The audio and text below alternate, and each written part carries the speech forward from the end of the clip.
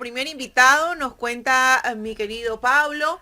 Así que bueno, pues vamos a darle la bienvenida al sociólogo David Chávez. Él es analista político, sociólogo, como yo siempre digo, en estos momentos de disturbio y de conmoción, agradecerles pues por tomarse ese espacio, ¿no? Ahora que no sabemos si podemos hacer alguna actividad o no con respecto a las paralizaciones y bueno, todo se complica, pero gracias por darnos ese tiempito para conversar con nosotros aquí en este espacio informativo. No, muchas gracias a ustedes por la invitación. Siempre es un gusto estar en Ecuador en directo. ¿Cómo le va, sociólogo? Un gusto saludarlo. Bueno, de todo lo que estamos viviendo en este país, es importante tener este tipo de análisis de lo que a diario se está presentando en el Ecuador. Ayer en horas de la mañana, pues cuando se reunía los que están en la mesa de diálogo, en las mesas de diálogos donde participa o participaba el gobierno, la CONAIE, eh, parte de la conferencia episcopal, si no me equivoco, finalmente el gobierno tomó la decisión de no participar ya en las mesas de diálogos y desconocer al presidente de la CONAIE, Leonidas Issa, y que con él ya no va a dialogar porque han atacado pues a un convoy que llevaba combustibles y allí falleció una persona. ¿Hasta qué punto esto se puede ver como un acto de sabotear tal vez los diálogos por parte del propio gobierno? ¿O qué nos espera en un futuro con este gobierno, sociólogo? No, evidentemente creo que usted lo ha definido de la mejor manera. Lo que hizo lo que hizo el gobierno ayer fue sabotear el diálogo. Los lamentables hechos de Xochimilco, evidentemente son muy lamentables, como ha sido lamentable toda la represión y la violencia que se ha desatado en estos días de paro. eh, Han servido de pretexto para el gobierno, ¿no? Es difícil, es poco creíble que el gobierno está realmente preocupado, indignado o algo así, por eso rompe la mesa de diálogo. No han tenido voluntad de diálogo. Parece que yo lo que veo todavía es difícil hacer balances muy claros. Hay muchas cosas que todavía están en el claroscuro sobre lo que ha ocurrido en estos días. Pero a mí me parece que una de las cuestiones más preocupantes es que el gobierno respondió al paro nacional con una estrategia de guerra. Uno puede ver, no es ni siquiera una estrategia policial, ya responder con una estrategia estrictamente policial a una movilización social sería problemático en un gobierno democrático, porque no estamos viviendo una dictadura, aunque parezca todo lo contrario. Entonces, los diálogos y los llamados al diálogo y este ir y venir, ¿no? De que ya parece que va el diálogo, ya parece que hay medidas a favor y después otra vez la represión, otra vez las amenazas, no me parece que han sido tanto equivocaciones y tropiezos del gobierno, sino que son parte de una estrategia orquestada, o sea, de una lógica de, como he dicho, de una especie de guerra social y política contra la CONAIE, que lo que busca es desgastar a la CONAIE. Entonces, yo no creo que ha habido mucha incoherencia en eso. Es terrible esa estrategia, por supuesto, pero al menos en mis primeras impresiones, me parece que mucho de lo que han hecho está bastante bien pensado. No son tanto errores o torpezas del gobierno. Y eso es lo que hemos visto. O sea, no han estado realmente interesados en el diálogo en ningún momento y lo que quisieron con este último intento de diálogo fue sabotear el diálogo con los hechos de Shushufindi, pero además con una amenaza de que no van a dialogar, de que una amenaza de mayor represión y sobre todo el otro hecho grave, también muy antidemocrático, de desconocer completamente el liderazgo de Leonidas Issa en la CONAIE, uno de los dirigentes con mayor legitimidad al interior del movimiento indígena de las últimas décadas. Es un comportamiento muy poco democrático el del gobierno, insisto. ¿Qué puede pasar una vez que se rompe este diálogo con la CONAIE, entre el gobierno y la CONAIE? ¿Qué podría pasar? ¿Qué consecuencias nos podría traer esto?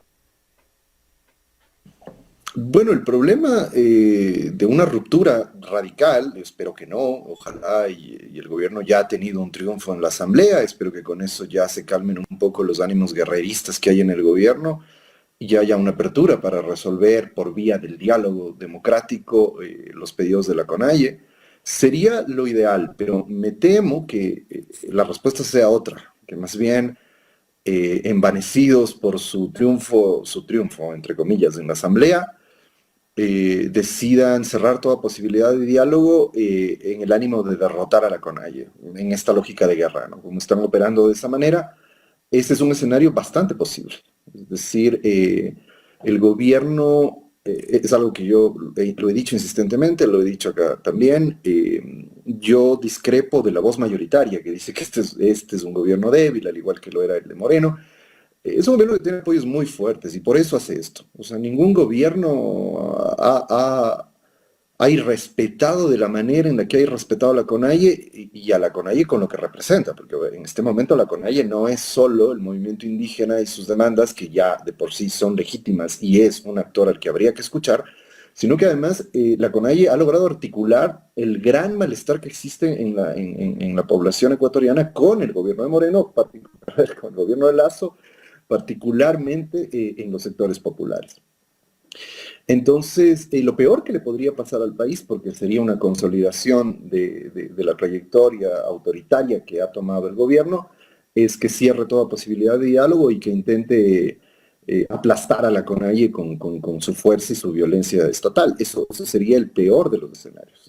Habría que hacer votos porque se reabre el diálogo y al menos se logre cierta pacificación del grave conflicto social que ha vivido el país. Sociólogo, si bien es cierto, rechazamos las muertes que se han dado dentro de estas jornadas de movilización, pero sí vemos que el gobierno cuenta los muertos que hay de parte de la fuerza pública, pero se olvida de las personas que han sido asesinadas de parte de los que conforman estas jornadas de movilización, que son los indígenas, gente que es parte de la CONAIE. Sí, pareciera que hay muertos de primera, segunda y tercera categoría para el gobierno. Es decir, la CONAIE se sentó a la mesa de diálogo cuando ya se contaban 5 muertos de su lado. Y el gobierno, hay una baja un muerto entre la fuerza pública, por supuesto, y sencillamente decide parar el diálogo. Eso es muy preocupante, porque además se ha creado un discurso que es, para mí, el menos peligrosísimo, y es esta idea de igualar a los manifestantes en la calle con la fuerza pública, este cliché que a mí me parece bastante grosero, de que condenamos la violencia, venga de donde. Hay que tener cuidado con eso. La violencia estatal no es igual a la violencia de un manifestante en la calle. No son actores iguales. La fuerza pública está entrenada, tiene las armas, tiene el poder frente a un manifestante que puede cometer excesos, por supuesto, y que de cometerlos tiene que ser procesado y todo lo que corresponda, pero es muy peligroso que justifiquemos la violencia estatal con la idea de que como hay violencia del otro lado, entonces el Estado puede hacer lo que le venga en gana. Es tan dramático que en los últimos enfrentamientos ya no había estado de excepción y los enfrentamientos en Shushufindi y los de ayer en el del Común, ya no había estado de excepción y quienes estaban en la calle reprimiendo a la población eran los militares. Entonces, no se puede justificar a nombre de que hay eventos violentos una violencia estatal desmedida. Y me parece que eso de sobreponer la muerte lamentable, insisto, de este militar por sobre el resto de muertes que han ocurrido en estos días, ya bastante probado, digamos, sabemos bastante bien que además son, en buena parte de ellas al menos, producto del exceso en el uso de la fuerza de la policía y de los militares. Entonces, el gobierno debería también prestar atención a eso, debería prestar atención a lo importante que es llevar adelante ciertas reformas en la policía y en las Fuerzas Armadas, pero evidentemente esos son parte de sus soportes, de sus poderosos soportes a los que sencillamente, como ya ocurrió también con Moreno, no se va a tocar en absoluto. Las violaciones de derechos humanos de esta protesta quedarán en la impunidad y en el olvido, igual que las de octubre de 2019. Claro, ahora el gobierno al parecer tiene su estrategia, ¿no? Desde un comienzo, pues, el gobierno trató de descalificar a los dirigentes de la CONAIE, acusándolos incluso de que son financiados con el narcotráfico, por la delincuencia organizada, en fin, tantas cosas que le ha dicho el presidente de la República, como que no ha habido una voluntad sincera para dialogar. Recordemos que uno de los ex subsecretarios del propio gobierno, el señor Juan Manuel Fuertes, les dijo hace una semana en una radio capitalina que el gobierno nunca tuvo voluntad para solucionar los problemas, porque ellos ya tenían una propuesta y sentarse a una mesa de diálogos desde hace meses, pero al asesor presidencial o a la gente que está alrededor del presidente incluso no les interesó, no les llamó la atención solucionar los problemas que existen en este momento. Es que la pregunta ahí es, ¿les interesa realmente resolver los problemas del país? Mi respuesta categórica es no. A ellos no les interesa el país. Les interesan sus negocios, los intereses de los grupos y los poderosos grupos que los apoyan y nada más. Y aprendieron algo con el gobierno de Moreno. Aprendieron que con esta lógica autoritaria, esta lógica de declarar una guerra abierta contra los enemigos políticos, criminalizarlos, que es precisamente lo que están haciendo ahora con la CONAIE y lo que ya hicieron antes con el correísmo, con esa lógica pueden gobernar.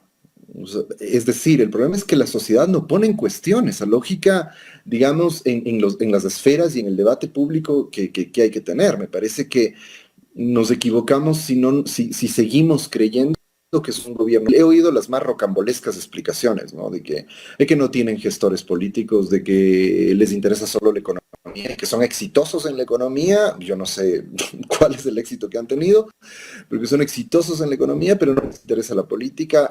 Un sinnúmero de explicaciones rocambolescas. Me parece que si, como se suele decir, si parece pato, si suena como pato y se mueve como pato, es un pato. Es decir, si es un gobierno autoritario, tiene lógicas autoritarias, controla el poder de manera autoritaria, está ejerciendo el poder de forma autoritaria, lo están ejerciendo. Es decir, quienes respaldan, otra vez el lapsus, perdón, pero es que son tan semejantes, quienes respaldan a Lasso, han aprendido que pueden ejercer el poder de manera autoritaria y que si aparece algún enemigo en el campo democrático, no lo van a enfrentar democráticamente, sino que lo van a enfrentar de manera autoritaria, con del aparato represivo del Estado y con la fuerza del aparato judicial y mediático que tienen a su servicio. Mucho me temo, por ejemplo, que en este momento el periodo que se viene es un periodo de una despiadada persecución al movimiento indígena.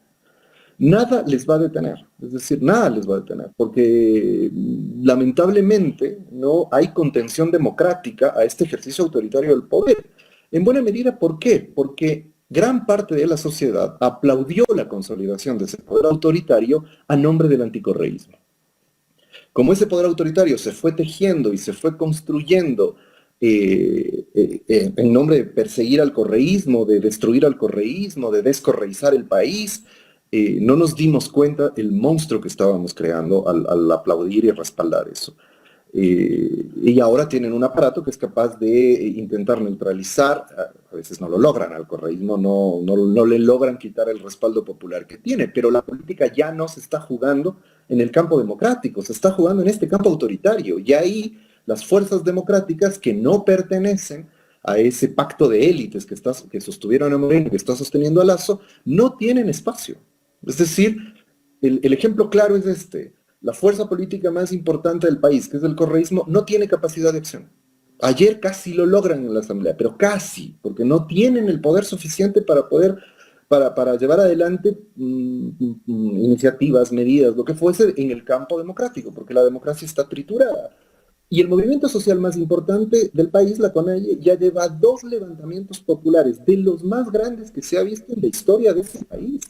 Y se encuentra con 2 paredes, en el caso de Moreno y ahora con Lasso, con los que es dificilísimo negociar en términos democráticos. Entonces, la situación de fondo es que el Ecuador afronta una gravísima crisis de democracia.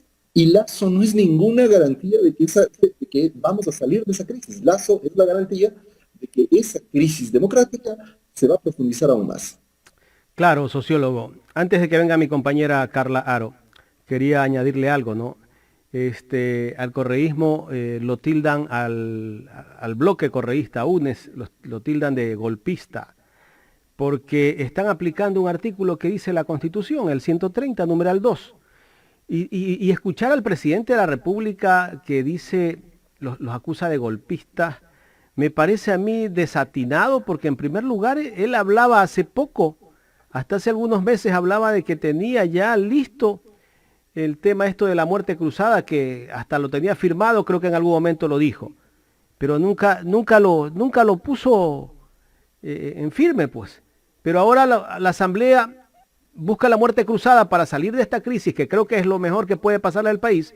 Resulta que ahora son golpistas y todo un grupo de ruidosos periodistas y los mismos medios se han dedicado a descalificar a todos los que han votado por la muerte cruzada. Es que ese es el problema de fondo, es decir, esa crisis democrática, ese ejercicio autoritario del poder del que hablaba, se traduce en lo que ya ahora, yo lo puedo decir con más seguridad, digamos, en lo que me refiero a esto, a que se ha ido consolidando una cultura política de corte neofascista o fascistoide al menos.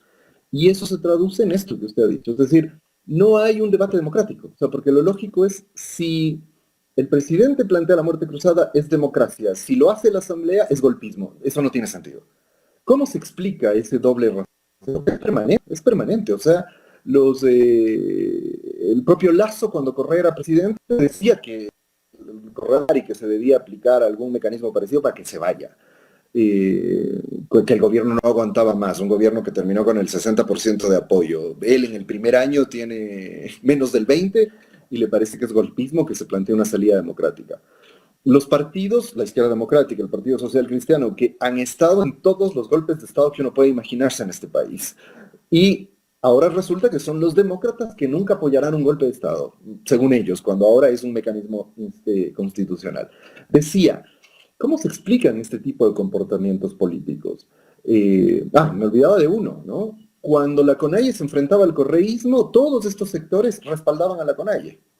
Y eran movilizaciones, porque la CONAIE en ese momento no era la CONAIE de Leonidas Diz actualmente. En ese momento la CONAIE tenía serias dificultades para su movilización, etcétera.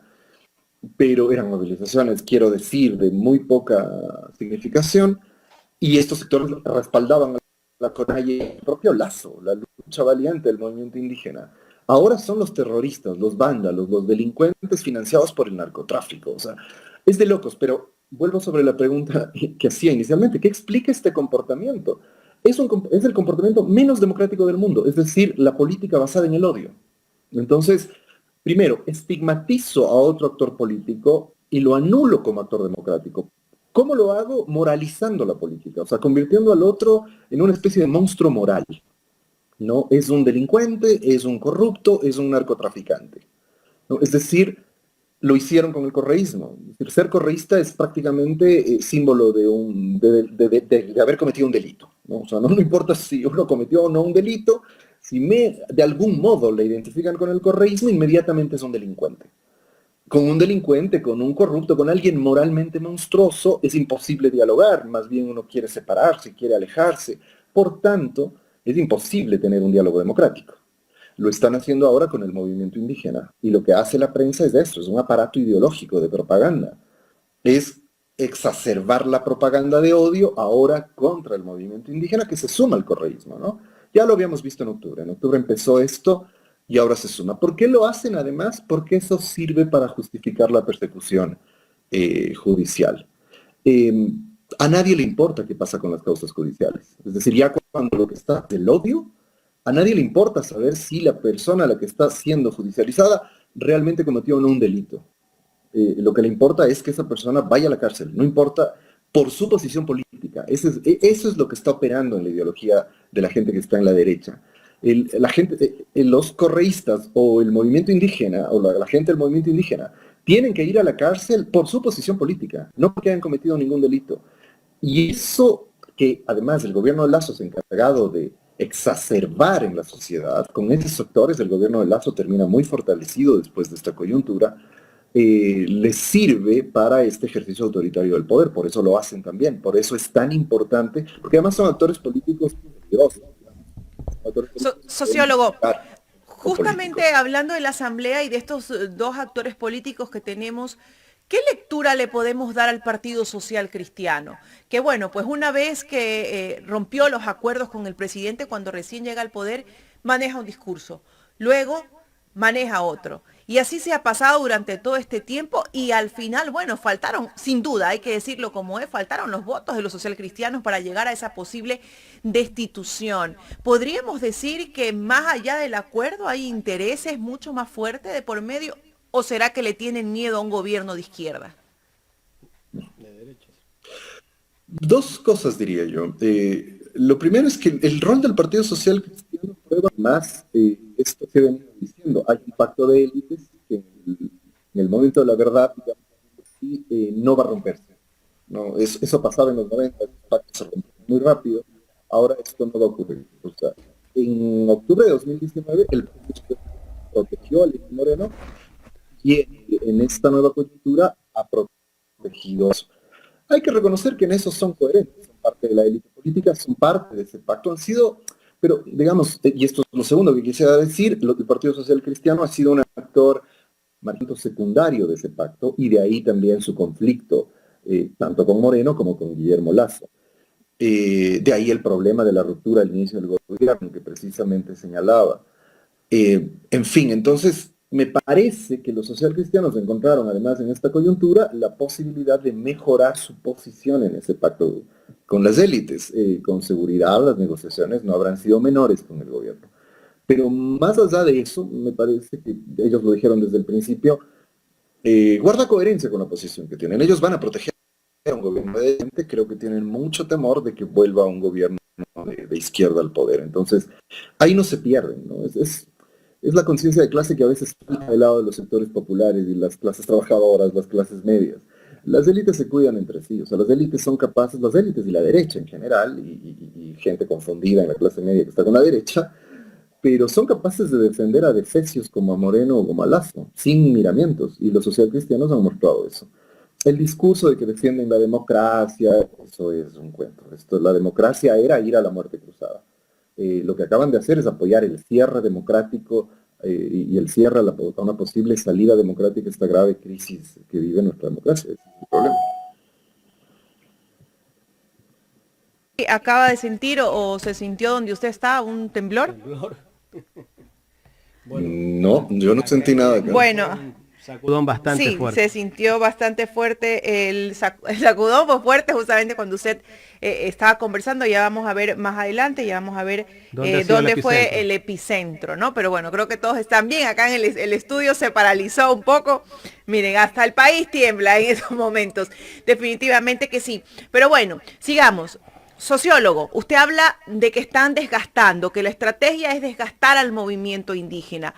¿Qué podemos esperar de ese desgaste? Que de pronto las bases de ese movimiento bajen un poco las armas y cedan. Bueno, el movimiento indígena se ha sentado a la mesa de diálogo, que sería el primer signo de que están dispuestos a entrar en negociaciones y ceder algunas de sus posiciones. Sin embargo, el problema es que el gobierno no da respuesta. Lo que al menos aparecería en el escenario hasta ahora es no vamos a dialogar y si continúan las protestas vamos a tener un poco el mensaje que el gobierno ha venido dando, además desde el día viernes que salió con ese anuncio guerrerista y violento y que después se tradujo.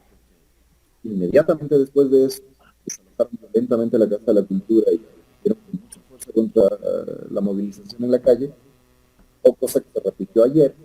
También después de la victoria de la Asamblea, la represión se desató en San Miguel del Común, por ejemplo. Entonces, con esa amenaza, me parece que es muy difícil que haya siquiera la posibilidad de tener un espacio en el cual se pueda ver qué tan dispuestas están o no a ceder las bases de la CONAIE, que digamos, es como opera el movimiento indígena. Ese es otro de los problemas, no entender nada de cómo funciona el movimiento, cuál es la estructura y cuál es la dinámica con la que el movimiento indígena produce estas protestas y demás. Las bases son muy importantes. Leonidas dice no puede tomar decisiones por su cuenta. Desconocerlo como líder es sencillamente desconocer a todo el movimiento. No lo entienden porque no quieren, no les interesa entender esas cosas, pero tienen las lecciones. Lo que desató este paro fue que apresaron a Leonidas Dice. pronto las bases se cohesionaron y decidieron venir a Quito, porque no se puede hacer eso con un líder que tiene la legitimidad que tiene un presidente de la Confederación de Nacionalidades Indígenas. Sos- Entonces, a mí me parece que la CONAIE tiene, digamos, la voluntad de entrar a negociar y seguramente ceder posiciones, pero me parece que el gobierno va a cerrar esa vía, es lo más probable. Sociólogo, bueno, tras el respaldo, por así decirlo, que le dio la Asamblea o al no conseguir los votos para la destitución, sabemos que aún hay algunas otras normas constitucionales. Una de ellas, y que ha sido pues la más nombrada en estos últimos tiempos, es la revocatoria de mandato. Pero ¿usted cree que eso se vaya a dar o no? Porque bueno, pues ya nos deja claro pues que no hay esa voluntad tampoco de la Asamblea de mandar al presidente a su casa. Entonces probablemente esto cierre un poco esa brecha que hay ahí para una posible revocatoria de mandato. Claro, es el único camino que quedaría, ¿no? Es decir, si la intención es que así debería ser, la revocatoria del mandato sería, o sea, que se va a dar una transición democrática en medio de esta crisis, a eso me refiero.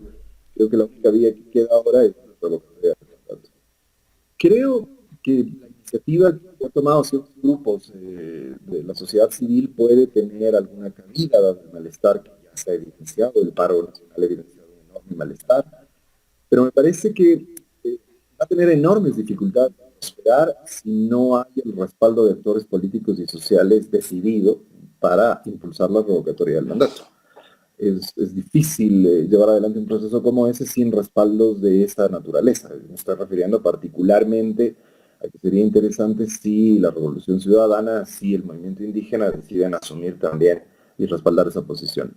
Ahora, esa opción la veo difícil porque creo que de aquí en adelante, justamente si continúa esta lógica autoritaria del poder de Lazo, tanto el correísmo como el movimiento indígena van a cuidar muchísimo los pasos que den, porque puede ser muy peligroso meterse en cualquier iniciativa de esta naturaleza, teniendo la amenaza de que puede haber cualquier momento una persecución mediático-judicial. Entonces, todo eso dificulta mucho la posibilidad, sumado al hecho de que, lo que he dicho, Lazo controla el Estado con muchísimo poder y la viabilidad que pueda tener ya en el campo institucional puede ser torpedeada desde las instancias de Estado con mucha facilidad también. Y finalmente, hay que tener en cuenta una cosa, dependiendo de cómo se resuelve el conflicto con la CONAIE, si no hay una resolución que medianamente escuche las demandas de la CONAIE, el golpe moral a la población, que en mi criterio es mayoritaria, que se opone al gobierno y que quiere un cambio de gobierno, va a ser muy fuerte. Entonces, recabar de nuevo los ánimos para que la gente apoye una iniciativa así, que además es complicada, que demanda mucho tiempo, que supone casi un año de trámite, si no estoy equivocado, puede no tener tanto respaldo. No soy muy optimista sobre esa posibilidad, a pesar de que creo que democráticamente es válida y creo que además en el ánimo de reconstituir un poco los mecanismos democráticos es muy necesario para el Ecuador. Pero no soy muy optimista de esa vía, la verdad. Que el presidente Lazo de pronto rectifique su política de Estado. Podría ocurrir, si es que hay un milagro en este país, podría ocurrir. A mí me parece que esto que hemos visto ahora más bien muestra que esta política de guerra, este ejercicio autoritario, etcétera, ya funciona. Les ha funcionado, además con esto dejan dando cosas que luego cosechan. Sembrar el odio les ha servido mucho, no lo hacen solo porque son incapaces, ineptos, que lo son también para la gestión del Estado y demás, lo hacen porque saben que les da réditos políticos. O sea, sembrar el odio contra los enemigos políticos de una campaña es manipulado de tal manera que les sirvió para ganar una elección. Eso ya lo saben. O sea, Ok, sí, eh, o sea, sociólogo, lo sabemos, pero también el gobierno y el presidente sabe que no goza de la popularidad, o sea, se está dando cuenta de que no ha hecho absolutamente nada por el pueblo, o sea, por ese pueblo que está sufriendo las consecuencias de un Estado desgastado. Entonces, tampoco creo que el presidente quiera vivir 3 años más en ese proceso de inestabilidad, entre luchas sociales, entre huelgas. Entonces, ¿tendrá la oportunidad o será esa una vía para que él de pronto rectifique y piense más pues en el beneficio de ese sector que pide auxilio, que pide ayuda? No, yo insisto en que, o sea, puede ocurrir. Ojalá yo me equivoque, sería lo mejor para el país. Pero insisto que ese argumento parte de una premisa equivocada, suponer que al gobierno realmente le interesa el país. Al gobierno no le interesa eso y creo que van a poner a prueba. Podría ser que intenten y luego se den cuenta de que no pueden seguir por esa vía. Pero creo que al menos de lo que se ve inmediatamente, lo que empiezan a mostrar es que no van a rectificar y que van a continuar en la vía del ejercicio autoritario. Que se les puede agotar después, quizás sí. Honestamente no estoy tan seguro de que eso sea así. Porque, insisto, creo que nos equivocamos al suponer que un gobierno tan poderoso en términos del apoyo de las élites requiere de mecanismos democráticos para gobernar. Eso no funciona necesariamente así. Quizá tomen algunas medidas, quizá alguna que otra medida parche para que las cosas bajen un poco, pero no creo que vayan a hacer grandes rectificaciones, al menos en el corto plazo. Tengo toda la impresión de que van a seguir en la deriva que han tenido hasta ahora, quizá con uno que otro maquillaje, pero veo muy difícil que rectifiquen, al menos en el corto plazo, insisto. Luego podría ser, si ven que ya esa vía se agota realmente, podría ser que no. O sea que podríamos decir que al presidente lo que le interesa es pues terminar su periodo, cumplir con sus objetivos o con esos objetivos de esas élites y nada más. Sí, como ya ocurrió con Moreno. Moreno gobernó casi 2 años sin el respaldo de nadie en el pueblo. Y por eso insisto en esto. Yo sé que suena raro, es decir, es una tesis extraña esta de que pueden gobernar así, porque nosotros, en general, quien quiera que tenga una perspectiva democrática de la política, sabe que así no se gobierna. Pero insisto, o sea, con Moreno se decía igual, es débil, no tiene el apoyo, no saben lo que hacen, no le interesa, no toma medidas, bla, bla, bla. Es cierto, pero terminó su periodo y ahora está protegido por la OEA y los Estados Unidos. Todavía a Lazo le restan 3 años, eso sí es muy complicado. Entonces, la pregunta es, ¿en qué medida pueden gobernar así 3 años? Sí, de acuerdo. Pero de que lo van a intentar, yo creo que lo van a intentar. Quizá no les funcione para sostenerse 3 años. Pero hay experiencias. O sea, en Colombia las élites se sostuvieron por décadas en el poder sin que nadie las toque y con un país incendiado alrededor, con una guerra civil cruenta alrededor. Y las élites se quedaron ahí gobernando para ellas. Décadas. Recién ahora están saliendo de eso en Colombia. Es decir, esa evidentemente es una experiencia que nunca hemos tenido en el Ecuador. Chile es otro ejemplo. Décadas las élites metidas en el poder desde la dictadura y recién ahora están saliendo de eso. Entonces, creo que el Ecuador está entrando en un proceso como ese, en un proceso en donde las élites secuestran el Estado y gobiernan sin importarles la democracia. Es una democracia de élites, o sea, entre ellos gestionan las cosas con algo de democracia, pero no hacia el resto del país. En el Ecuador eso no había ocurrido nunca en la historia, es decir, élites muy sólidas, muy poderosas, secuestrando el Estado solo para sí mismas, no había ocurrido, y porque eso se traduce en un ejercicio autoritario del poder, como he dicho.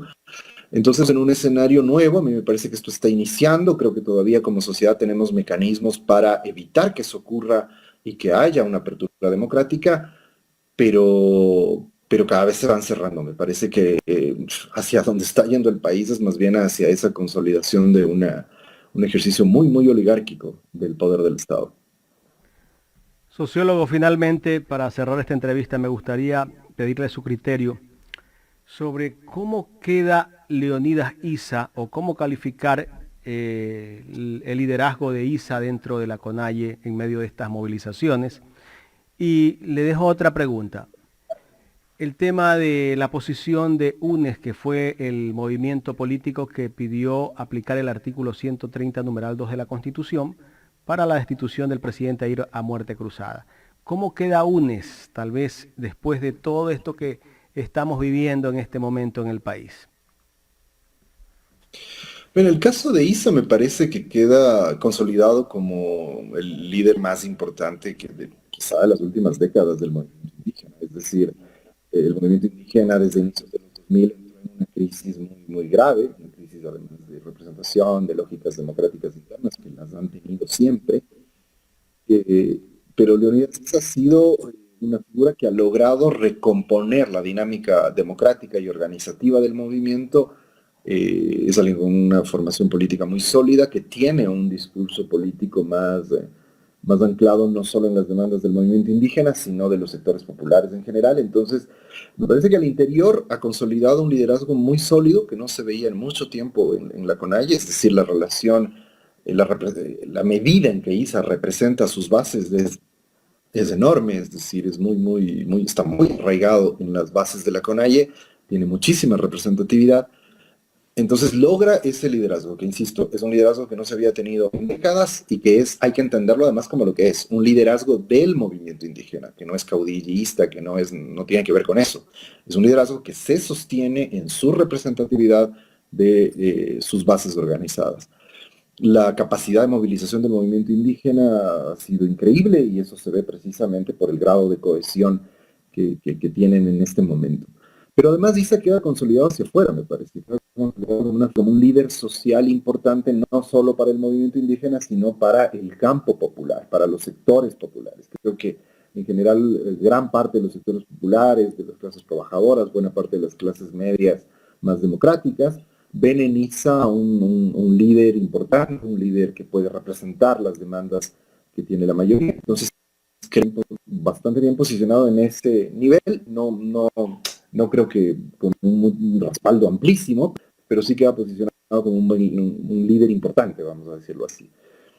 En el caso de UNES y del correísmo particularmente, creo que también gana terreno políticamente, porque ha guardado coherencia luego de haber tenido una serie de, vamos a llamarle así, tropiezos durante el ejercicio de la legislatura, ¿no? Es decir, ha habido una serie de flirteos con la posibilidad de llegar a un acuerdo con Lazo o de apoyarlo al menos en ciertos temas, y eso les ha desgastado muchísimo en su representación política. Me parece que con esta última decisión vuelven por sus fueros, vuelven a ser, o sea, renuncian un poco a esta lógica de ser un actor más del reparto prebendario en la Asamblea, que es a lo que habían estado jugando hasta ahora, y volverse a convertir en una alternativa política de izquierdas como alternativa de poder, ¿no?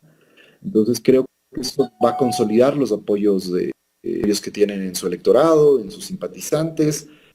Todavía es prematuro saber en qué medida eso va a ocurrir, o sea, cuánto han ganado de terreno ahí, pero creo que sí se han posicionado mejor en el electorado. Habrá que ver en las elecciones nacionales que vienen y sabremos con mayor claridad cuánto terreno logró ganar la Revolución Ciudadana. Sociólogo, quiero agradecerle por habernos dado parte de su tiempo para conversar en esta entrevista para Ecuador en directo. A ustedes, muchísimas gracias, siempre un placer. Gracias al sociólogo David Chávez, que hemos hablado de varios temas de lo que vive el país